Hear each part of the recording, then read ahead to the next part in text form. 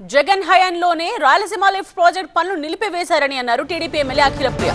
అనుమతులు లేకుండా రాయలసీమ లిఫ్ట్ మొదలుపెట్టి మట్టి పనులు చేసి 800 కోట్లు దోచుకున్నారని ఆరోపించారు.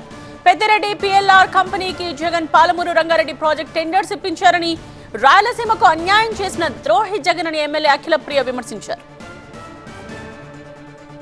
రాయలసీమ లిఫ్ట్ ఇరిగేషన్ గురించి పెద్దగా మాట్లాడుతున్న వైసీపీ నాయకులకి అధ్యక్ష, ఈరోజు కేవలం మట్టి పని చేసి 800 కోట్ల రూపాయలు బిల్స్ డ్రా చేసుకొని కమిషన్ల కోసం కక్కుర్తిబడి ఈ ప్రాజెక్ట్ ని మొదలు పెట్టారు అధ్యక్ష.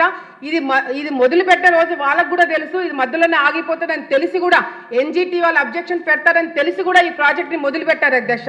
ఈ రోజు అధ్యక్ష మే 5వ తారీఖు 2020లో ఈ ప్రాజెక్ట్ ని మొదలు పెట్టిన వీళ్ళు మరి కేసీఆర్ గవర్నమెంట్ అప్పట్లో ఉన్న వాళ్ళు, తెలంగాణ వాళ్ళు కూడా దీని గురించి మాట్లాడలేదు అధ్యక్ష.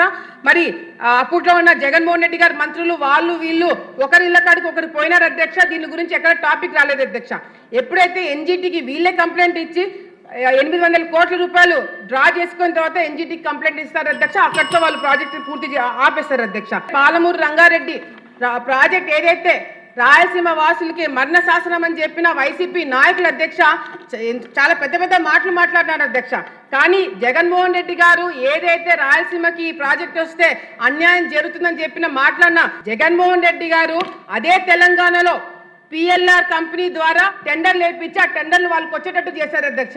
ఈ పిఎల్ఆర్ కంపెనీ ఎవరిదో అధ్యక్ష? పెద్దిరెడ్డి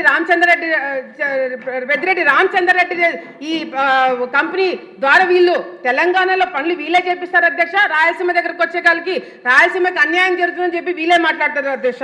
ఈరోజు రాయలసీమకి అన్యాయం చేశారంటే, రాయలసీమ ద్రోహులు ఎవరైనా ఉన్నారంటే జగన్మోహన్ రెడ్డి వైసీపీ పార్టీ అని చెప్పి ఈరోజు రాయలసీమలో ఉన్న ప్రతి ఒక్కరు కూడా నమ్ముతున్నారని చెప్పి ఈ సందర్భంగా తెలియజేసుకుంటాం.